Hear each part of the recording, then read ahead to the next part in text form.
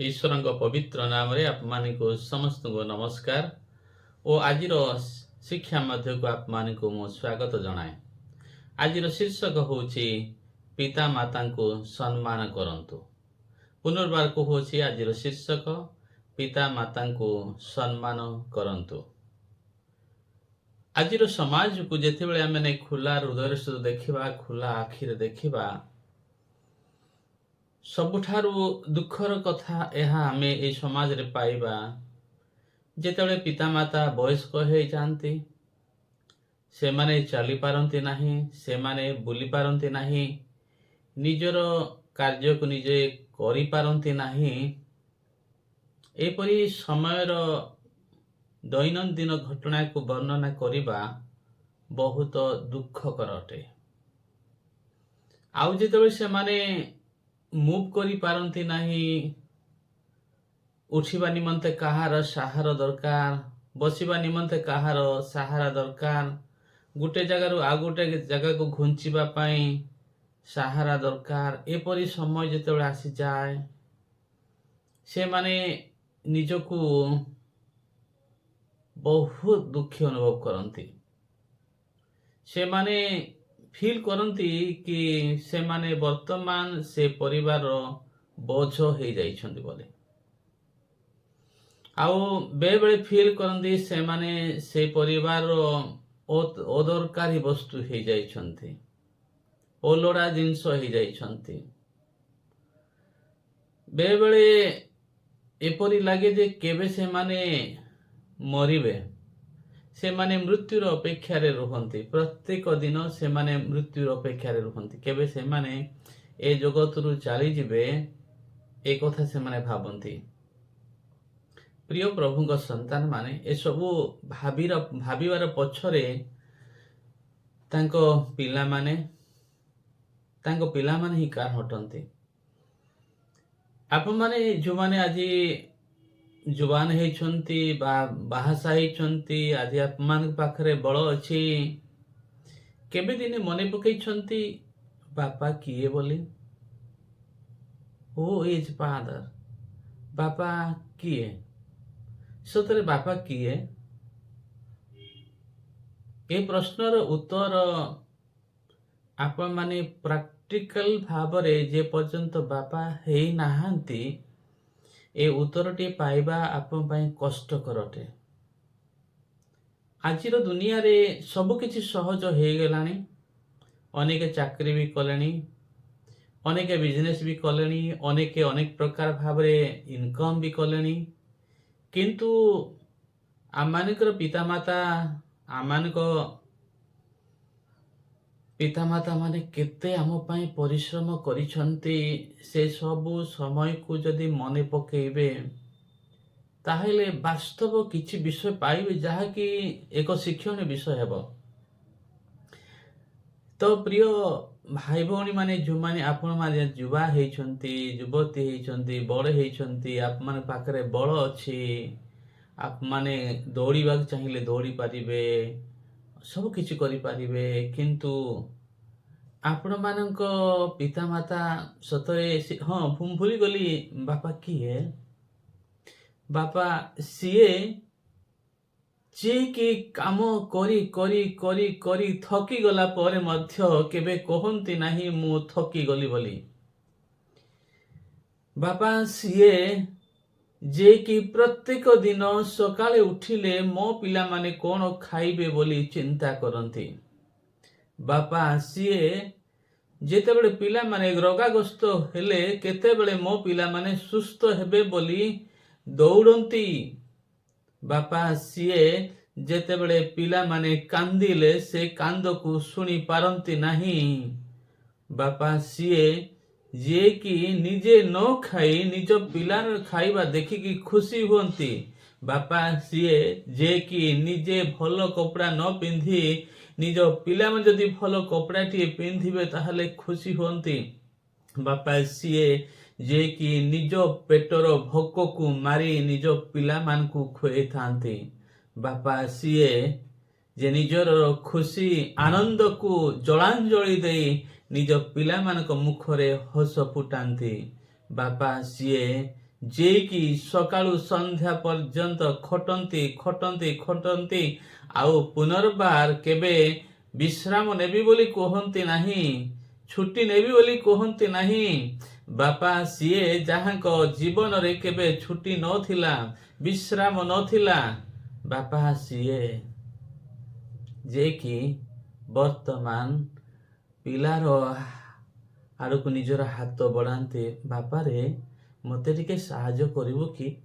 ବାପାରେ ମୋତେ ଟିକେ ସେଠିକି ନେବୁ କି?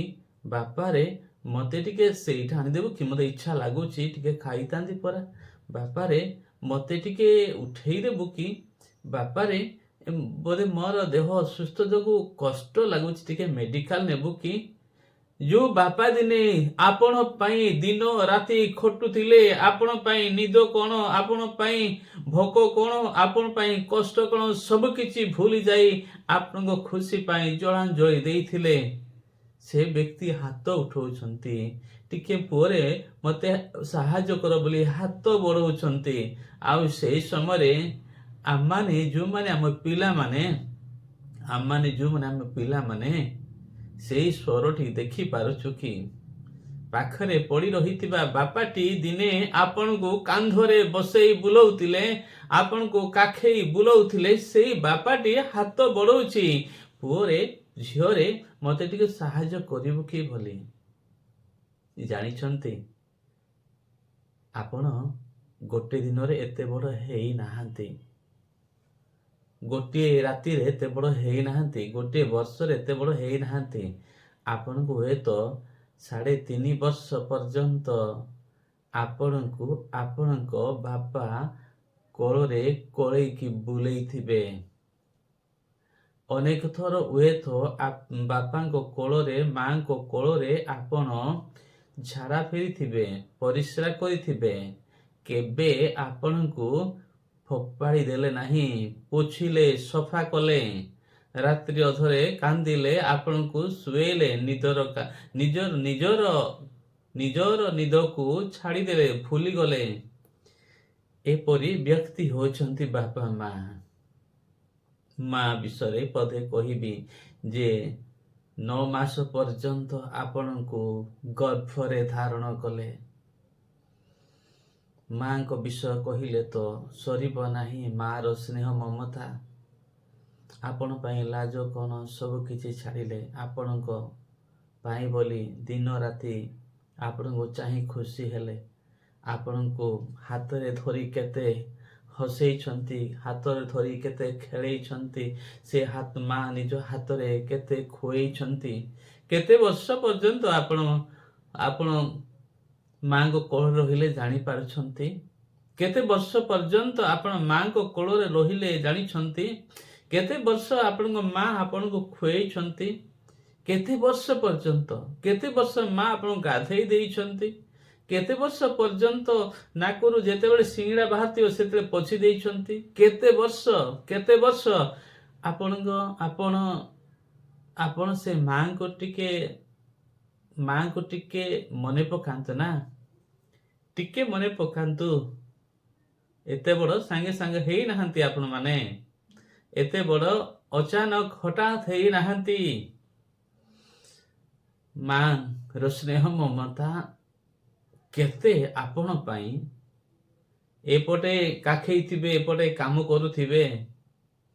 ସେ ମା ହେଇପାରେ ଧନୀ ମାଟି, ସେ ମା ହେଇପାରେ ଗରିବ ମାଟି, ଦୁଃଖିନୀ ମାଟି, କିନ୍ତୁ ମା ହିଁ ଅଟନ୍ତି। କିନ୍ତୁ ସେ ମା ଆପଣ ପାଇଁ ଯେତେ କରିଛନ୍ତି ଟିକେ ମନେ ପକାନ୍ତୁ ନା, ମନେ ପକାନ୍ତୁ। ଆପଣଙ୍କ ଖୁସିରେ ସେ ଖୁସି ହେଲେ, ଆପଣଙ୍କ ଦୁଃଖରେ ସେ ଦୁଃଖୀ ହେଲେ।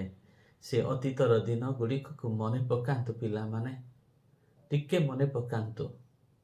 ଆଉ ସେ ସବୁକୁ ଯଦି ଯେତେବେଳେ ମନେ ପକେଇବେ, ତେବେ ହିଁ ସମ୍ଭବ ହେବ କିଏ ମା କିଏ ବାପା ବୋଲି ବୁଝିବା ପାଇଁ। ଆଉ ପବିତ୍ର ଶାସ୍ତ୍ରର କିଛି ଅଂଶ ମୁଁ ପଢ଼ୁଅଛି, ତାହା ଯାତ୍ରା ପୁସ୍ତକ 20 ପର୍ବର 12 ପଦ। ତୁମ୍ଭେ ଆପଣା ପିତା ଓ ଆପଣା ମାତାଙ୍କୁ ସମ୍ଭ୍ରମ କର, ତହିଁରେ ତୁମ୍ଭର ସଦାପ୍ରଭୁ ପରମେଶ୍ୱର ତୁମକୁ ଯେଉଁ ଦେଶ ଦେବେ, ସେହି ଦେଶରେ ତୁମ୍ଭର ଦୀର୍ଘ ପରମାୟୁ ହେବ। ईश्वरଙ୍କ वाक्य कुहे तुमे अपना पिता और अपना माता को संभ्रम कर। आजिर पिला माने जेतेबेले टिके बड़ हो जाती समाज को देखती एणे तेणे देखती आउ से माने दिवा स्वप्न देखती।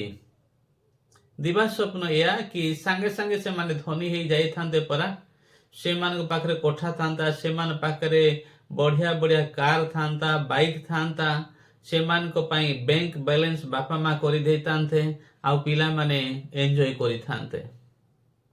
पिला मान को काम केवल एन्जॉय करिबा बोली से माने भाबंती किंतु बापा माँ से मान को निमंते जो कठिन परिश्रम अनकंडीशनल लव पिला मान को देइछंती पिता माता से प्रेम को से माने टिके भी बुझी पारु नाहंती टिके भी बुझी पारु नाहंती। अनेक परिवार पिला माने घरे थाई थाई जवान हे गलणी तांको पिता माता जाई खटुछंती परिश्रम करुछंती तेरे मात्र सेमान प्रति दया नहीं प्रेम आसु नहीं जे मो बापा मो माँ केते वयस्क हेलेनी ए पर्यंत मते खुओछंती बोली से माने निजकू अपमान बोली भी भाबु नाहंती। अपमान भाविया तो दूरर कथा एक भल से निज बापा माँ को सम्मान दे कथबार्ता हेबाटा भी देखा जाऊ नहीं वर्तमान समाज रे। प्रिय पिला माने जीवन रे केते ना केते भूल करिथिबे आप माने छोटरू एते बड़ पर्यंत केते थर निज बापा माँ को असम्मान करिथिबे खराब भाषा भी कहिथिबे कष्ट भी देइथिबे आप मानकर भूल द्वारा आघात भी देइथिबे हेले भी आपणको बापा माँ आपणको पिला माने ही कहते निजर बोली भावती निजर ही करते रागंती शासन करती हेले निजर ही करती। जदि बापा पदे कहीदेले माँ पदे कहीदेले टिके रागिकी भी कहीदेले सब बेले यही कथा कहती मु तुमको छाड़देवी तुम को दरकार नहीं तुमने अयोग्य तुमने एपरी अनेक जो शब्द गुड़ी को से मान को प्रति व्यवहार करने कथा नहीं से प्रकार शब्द गुड़िक मध्य व्यवहार करती आउ बेबले कहती मु तुमान को गर्भरे जन्म हे मु घृणा करुअछि तुमान को कोଳରେ मु जन्म हेबा कथा नहीं बोली कहती केते कष्ट लागुथिबो आपनक पिता माता को ताहा केबे भाबिछंती कि केबे केबे केबे किछि भाबिछंती कि जदि आपनक पिला माने दिने आपन को जदि ए प्रकार व्यवहार दियंती केमिति लागिबो। हे पिला माने आप मन को पाठ पढ़ेले स्कूल पठेले कॉलेज पठेले फीस भरले ट्यूशन फीस भरले आपन को हाथ खर्च देले कौन न करिसंती बापा माँ हिसाब करि पारिबे हिसाब करि पारिबे सुझी पारिबे हिसाब करि पारिबे हे पारिबो जो प्रेम जो स्नेह ममता जो अनकंडीशनल प्रेम आप मन को देइछंती हिसाब करि पारिबे केबे नुहे संभव नहीं। परमेश्वर का वाक्य कहे तुम्हें अपना पिता माता को संभ्रम कर निज बापा माँ को सम्मान करंतु सेमानकर संभ्रम करंतु सेमान को उच्चक उठांतु सेमान को आदर करंतु सेमान को सम्मान करंतु सेमान को विषय भल कथा कहंतु अन्य मान को ना मो बापा मो पाई एते खटिचंती मो माँ मो पाई एते खटिचंती मो माँ एपरी परिश्रम मो पाई करिसंती एपरी कष्ट उठेइचंती एपरी जंत्रणा उठेइचंती केबे आपण मानकू कहिले कि आज माने आ खाइबा देबुनी आज मोर छुट्टी पिला माने आ तुमको दरकार नहीं काली काली तो नेबी जत्ने प्री कहिसंती नहीं ना केबे भी नहीं ना केबे भी नहीं ना केबे भी नहीं ना। हृदय की प्रकार हृदय आप मानकर अच्छी पिला माने टिके देखंतु आप मानकर हृदय की प्रकार हृदय अटे अनेक अनेक ए समाज रे मु देखिछि मो चक्षु रे देखिछि अनेक निज पिता माता को अभद्र भाषा रे गाली देंती असम्मान करंती माड़ भी मारंती अनेक पिता माता को आघात लगिला परी कष्ट शब्द एपरी शब्द व्यवहार करती जे से माने सते जेपरी आउ पृथ्वी रे रहिबा इच्छा करना से प्रकार व्यवहार भी करती। ମନେ ପକାନ୍ତୁ। ପରମେଶ୍ୱରଙ୍କ ବାକ୍ୟ କୁହେ ଆପଣା ପିତାମାତାଙ୍କୁ ସମ୍ମାନ କରିବା ପାଇଁ, ସମ୍ଭ୍ରମ କରିବା ପାଇଁ। ପିତାମାତାଙ୍କୁ ଏହା କୌଣସି ମୋ ଧର୍ମର ବାଣୀ କହୁନି, ଏହା ସମ୍ମାନ ପାଇବାରେ ସେମାନେ ଅଧିକାର ଅଟନ୍ତି, ସମ୍ମାନ ପାଇବା ପାଇଁ ସେମାନେ ଯୋଗ୍ୟ ଅଟନ୍ତି। ପିତାମାତା ସମ୍ମାନ ପାଇବା ପାଇଁ ଯୋଗ୍ୟ ଅଟନ୍ତି। ଦେ ଆର୍ worthy to receive praise and receive glory and receive respect from you children. Never ignore your parents. ଯଦି ଆପଣ ଇଗ୍ନୋର କରୁଛନ୍ତି, କ'ଣ ଲେଖା ହେଇଛି ପରମେଶ୍ୱରଙ୍କ ବାକ୍ୟରେ? ତୁମେ ଆପଣା ପିତାମାତାଙ୍କୁ ସମ୍ଭ୍ରମ କର, ତହିଁରେ ତୁମର ସଦାପ୍ରଭୁ ପରମେଶ୍ୱର ତୁମକୁ ଯେଉଁ ଦେଶ ଦେବେ, ସେହି ଦେଶରେ ତୁମର ଦୀର୍ଘ ପରମାୟୁ ହେବ। ପିତାମାତାଙ୍କୁ ସମ୍ଭ୍ରମ କରିବା ଦ୍ୱାରା, ପିତାମାତାଙ୍କୁ ସମ୍ମାନ କରିବା ଦ୍ୱାରା ଆପଣମାନଙ୍କର କ'ଣ ହେବ? ଯେଉଁ ଦେଶରେ ରହିବେ, ଯେଉଁ ଦେଶରେ ରହିବେ, ସେ ଦେଶରେ କ'ଣ ହେବେ ଆପଣମାନେ? ନା ଆଶୀର୍ବାଦ ପ୍ରାପ୍ତ ହେବେ, ଆପଣମାନେ ଦୀର୍ଘାୟୁ ହେବେ। ପୁନର୍ବାର ସେ ପଦଟି ପଡ଼ୁଅଛି, ତହିଁରେ ତୁମର ସଦାପ୍ରଭୁ ପରମେଶ୍ୱର ତୁମକୁ ଯେଉଁ ଦେଶ ଦେବେ, ଯେଉଁ ଦେଶ ବି ଦେବେ, ଯେଉଁ ଦେଶରେ ବି ରହିବେ, ସେହି ଦେଶରେ ଆପଣମାନେ କ'ଣ ହେବେ? ସେହି ଦେଶରେ ତୁମର ଦୀର୍ଘ ପରମାୟୁ ହେବ, ଆପଣମାନେ ଅଧିକ ବର୍ଷ ରହିବେ।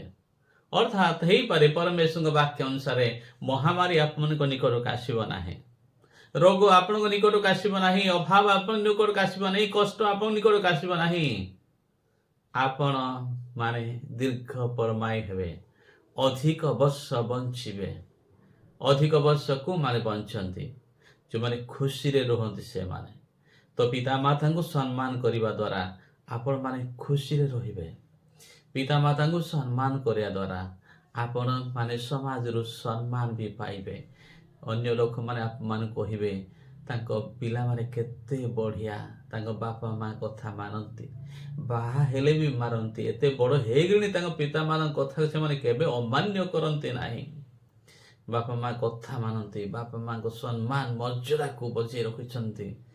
ସମାଜରେ ଯେତେବେଳେ ଏଇ ପଦଗୁଡ଼ିକ କହିବେ, ସେ ପଦଗୁଡ଼ିକ ଆପଣଙ୍କୁ ଭଲ ଲାଗିବ କି ନାହିଁ? ପିଲାମାନେ ଯଦି ଏପରି କହିବେ, ଛି କି ପ୍ରକାର ପିଲାମାନେ, ତାଙ୍କ ବାପା ମା କେତେ ତାଙ୍କ ପାଇଁ କଷ୍ଟ କରିଥିଲେ, ଆମେ ଦେଖିଛୁ, କେତେ ଦୁଃଖ ଉଠେଇଛନ୍ତି ଦେଖିଛୁ, ଯେ ଏବେ ମାନେ ବଡ଼ ହେଲେ ଯେ ନିଜ ପିଲାମାନଙ୍କୁ ଦେଖୁନାହାନ୍ତି, ଅଣଦେଖା କରୁଛନ୍ତି।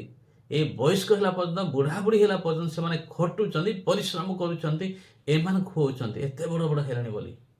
ଏ ପଦଟି ଶୁଣିଲେ ଆପଣଙ୍କୁ କେମିତି ଲାଗୁଛି? ପିଲାମାନେ ନିଜକୁ ଟିକେ ଭାବନ୍ତୁ, ନିଜକୁ ଟିକେ ଭାବନ୍ତୁ, ନିଜକୁ ଟିକେ ଭାବନ୍ତୁ, ଆତ୍ମସମୀକ୍ଷା କରନ୍ତୁ। ଯଦି ଆପଣମାନେ ଚାହୁଁଛନ୍ତି ଈଶ୍ୱର ଆପଣମାନଙ୍କୁ ଆଶୀର୍ବାଦ କରନ୍ତୁ ବୋଲି, ପିତାମାତାଙ୍କୁ ସମ୍ମାନ କରନ୍ତୁ। କେତେ ବର୍ଷ ଆପଣମାନେ ଖୁଆଇଛନ୍ତି? ଅନେକଙ୍କୁ 20-25 ବର୍ଷ ପର୍ଯ୍ୟନ୍ତ ଖୁଆଉଛନ୍ତି ବାପା ମା। ଏତେ ବର୍ଷ ଆପଣଙ୍କୁ ଖୁଆଇଛନ୍ତି ନା? ଆପଣମାନେ କେତେ ବର୍ଷ ସେମାନେ ଖୁଆଇ ବୋଲି ଭାବୁଛନ୍ତି? କେତେ ବର୍ଷ ଆପଣ କାଖେଇକି ବୁଲେଇଥିଲେ? ଟିକେ ହିସାବ କରୁନାହାନ୍ତି ପିଲାମାନେ। କେତେ ବର୍ଷ ଆପଣ କାଖେଇ ବୁଲେଇ ପାରିବେ ବାପା ମାଆଙ୍କୁ? କେତେ ବର୍ଷ ଆପଣମାନେ ସେମାନଙ୍କ କୋଳରେ ଝାଡ଼ା ଫେରିଥିଲେ, ପେଶାବ କରିଥିଲେ, ସେମାନେ ପୋଛି ଦେଇଥିଲେ, ସେମାନେ ପୁଣି ଆଦର କରୁଥିଲେ? କେତେ ବର୍ଷ ସେ କାମ କରିପାରିବେ? ଆପଣଙ୍କ କୋଳରେ ଯଦି ଆପଣଙ୍କ ପିତାମାତା ଯଦି ବେଡ଼୍ରେ ଯଦି ଆଉ କିଛି ପରିଶ୍ରା କରିଦିଅନ୍ତି ବା ଝାଡ଼ା ଫେରି ଦିଅନ୍ତି, କେତେ ଦିନ ଆପଣ ସଫା କରିପାରିବେ? କେତେ ଦିନ ସଫା କରିପାରିବେ? ସମ୍ଭବ କି? ନିଜକୁ ପଚାରନ୍ତୁ। Children, you cannot be parents of your parents. हे ପିଲାମାନେ, ଆପଣମାନେ ଆପଣଙ୍କ ପିତାମାତାଙ୍କ ପିତାମାତା ହେଇପାରିବେ ନାହିଁ କେବେ ବି। It's impossible, not possible. You cannot be parents of your parents. ଆପଣମାନେ ନିଜ ପିତାମାତାଙ୍କ ପିତାମାତା କେବେ ହେଇପାରିବେ ନାହିଁ। କେବଳ କିଛି ଦିନର ସୁଯୋଗ, ସେମାନଙ୍କ ସେବା କରନ୍ତୁ, ସେମାନଙ୍କୁ ସମ୍ମାନ କରନ୍ତୁ, ସେମାନଙ୍କୁ ଆଦର କରନ୍ତୁ। ଯେତେବେଳେ ଆପଣ ଛୋଟ ହେଇଯାଇଥିଲେ ନା, କେତେ ଥର ଆପଣଙ୍କ ପିତାମାତା ଆପଣଙ୍କୁ ଚୁମା ଦେଇଥିବେ ଜାଣିଛନ୍ତି? କାଉଣ୍ଟ କରିନାହାନ୍ତି ଦିନକୁ କେତେ ସେମାନେ ଆପଣମାନଙ୍କୁ ଚୁମା ଦେଉଥିଲେ। ଆପଣଙ୍କ ବାପା ବୟସ ହେଲା ପରେ କେବେ ଚୁମା ଦେଇଛନ୍ତି? ମା ବୟସ୍କ ହେଲା ପରେ କେବେ ଚୁଡ଼େ ଚୁମା ଦେଇଛନ୍ତି? ଏକ ଦୁଃଖ ଲାଗୁଛି, ଏକ ଦୁଃଖ ଲାଗୁଛି। ଚୁମା ତ ଦେବା ଦୂରର କଥା, ଏକ ସମ୍ମାନର କଥା, ଏକ ଆଦରର କଥା, ଏକ ଭଲ ପଦଟିଏ ବାପା ପାଖରେ ବସି, ମା ପାଖରେ ବସି ଭଲ କଥାବାର୍ତ୍ତାଟିଏ ହେଇପାରୁଛନ୍ତି? ଆପଣମାନେ ଭଲ କଥାବାର୍ତ୍ତାଟିଏ ହେଇପାରୁଛନ୍ତି?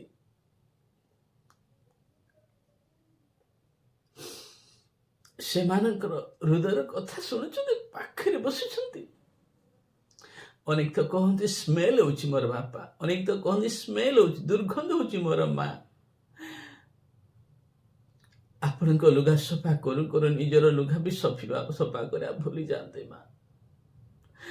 ଆପଣଙ୍କୁ ଖୋଉ ଖୋଉ ନିଜର ପେଟ ବି ପୁରେଇବା ଭୋକ ଭୁଲି ଯାଆନ୍ତି ମା। ମୋ ବାପା ହେଇଥିବାରୁ ଜାଣୁଛି, ହେ ପିଲାମାନେ, ନିଜ ପିତାମାତାଙ୍କୁ ୟୁଜ୍ ଆଣ୍ଡ ଥ୍ରୋ ବଦଲ କରନ୍ତୁ ନାହିଁ ନା। ଈଶ୍ୱର ଦେଖୁଛନ୍ତି।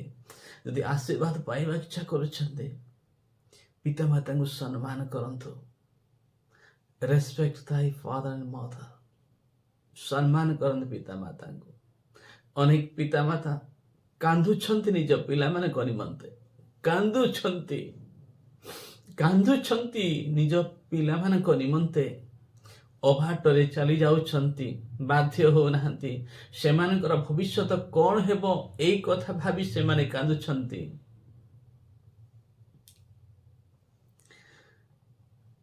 ବୁଝିବା ଏବେ ଆପଣମାନଙ୍କ ପାଇଁ ବହୁତ କଷ୍ଟ ଲାଗିବ, କିନ୍ତୁ ଗୋଟେ ସାଉଣ୍ଡ ବକ୍ସ ପରି ମୁଁ ଆପଣମାନଙ୍କୁ କହୁଛି, ହେ ପିଲାମାନେ, ଯଦି ଏପରି ବ୍ୟବହାର ଆପଣମାନଙ୍କ ବାପା ମା କରୁଛନ୍ତି, ଆଜି ମନକୁ ବଦଳାନ୍ତୁ। ଯାଆନ୍ତୁ ନିଜ ବାପା ମା ପାଖରେ ପହଞ୍ଚନ୍ତୁ, ନିଜ ବାପା ମା ପାଖରେ କୁହନ୍ତୁ ବାପା ସରି, କୁହନ୍ତୁ ମା ସରି, କଷ୍ଟ ମୁଁ ଦେଇଛି, ଭୁଲ ମୁଁ କରିଛି, ଆଘାତ ଦେଇଛି। ଦେଖିବେ ସବୁ କିଛି ଭୁଲିଯିବେ ସେମାନେ। ସାଙ୍ଗେ ସାଙ୍ଗେ କହିବେ, ହଁ ରେ ଠିକ ହେଲା, କଣ ପାଇଁ ତ ଭାବୁଛୁ, ମୁଁ ତୋର ବାପା ପରା, ମୁଁ ତୋର ମା ପରା ବୋଲି ଆପଣଙ୍କୁ କଢ଼େଇ ନେବେ। ପିଲାମାନେ ବାପା ମାଙ୍କର ହୃଦୟ ବୁଝିପାରିବେନି। ଆପଣମାନେ ବୁଝିବାକୁ ଚେଷ୍ଟା କରନ୍ତୁ, ସମୟ ଥାଉ ଥାଉ ବୁଝିବାକୁ ଚେଷ୍ଟା କରନ୍ତୁ। ଯଦି ବାପା ମାଠୁ ଦୂରେଇ ରହୁଛନ୍ତି ନା, ଆପଣ ପାଇଁ କାନ୍ଦୁଥିବେ ସେମାନେ। ଫେରି ଯାଆନ୍ତୁ ନିଜ ବାପା ମା ପାଖକୁ, କ୍ଷମା ମାଗନ୍ତୁ ନା। ହୁଟିବ ସେମାନଙ୍କ ହାତ ସାଙ୍ଗେ ସାଙ୍ଗେ ଆପଣଙ୍କ ଆଶୀର୍ବାଦ କରିବା ପାଇଁ। ସେ ଆଶୀର୍ବାଦ ଆପଣ ପାଇଁ ବହୁତ ବଡ଼ ଅଟେ। ସେଥିପାଇଁ ପ୍ରଭୁ କହିଲେ ଆପଣମାନେ ପିତାମାତାଙ୍କୁ ସମ୍ଭ୍ରମ କରନ୍ତୁ ବୋଲି, ପିତାମାତାଙ୍କୁ ସମ୍ମାନ କରନ୍ତୁ ବୋଲି। ତହିଁରେ କଣ ହେବେ? ଆପଣମାନେ ଆଶୀର୍ବାଦ ପାଇବେ, ଦୀର୍ଘାୟୁ ହେବେ। ଯେଉଁ ଦେଶ ଦେବେ ଈଶ୍ୱର, ସେ ଦେଶରେ ଯୋଉଠି ବି ରହିବେ ସେଠି ଆପଣମାନେ ଆଶୀର୍ବାଦ ଯୁକ୍ତ ରହିବେ। ମନ ବଦଳାନ୍ତୁ, ଈଶ୍ୱର ଆପଣମାନଙ୍କୁ ଆଶୀର୍ବାଦ କରନ୍ତୁ। ନମସ୍କାର।